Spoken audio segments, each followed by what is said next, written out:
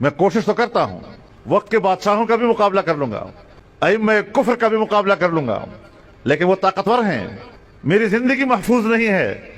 और जब इंसान को अपनी जान का खतरा दरपेश हो जाए तो फिर वो जिम्मेदारी निभाने में रुकावट बनता है कि मैं मेहनत तो करूंगा लेकिन मेरी जिंदगी महफूज नहीं। तो अल्लाह रब्बुल इज्जत ने इसकी भी जिम्मेदारी ले ली कि वल्लाहु यासिमुका मिनन नास, इसकी फिक्र मत करें, हिफाजत करने वाला तेरा अल्लाह है।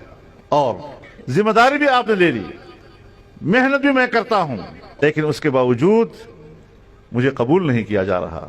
जब कबूलियत नहीं होती तो भी इंसान के अंदर एक मायूसी आती है, और ये भी अल्लाह के दीन को इंसानियत तक पहुंचाना इसमें रुकावट बन सकता है।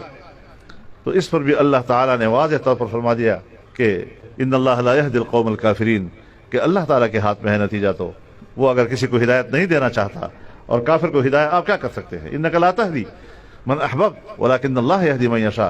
तो जद्दोजहद और मेहनत ये हमारे जिम्मे है, और वो भी हमारी इस्तिताअत के दायरे के अंदर अंदर।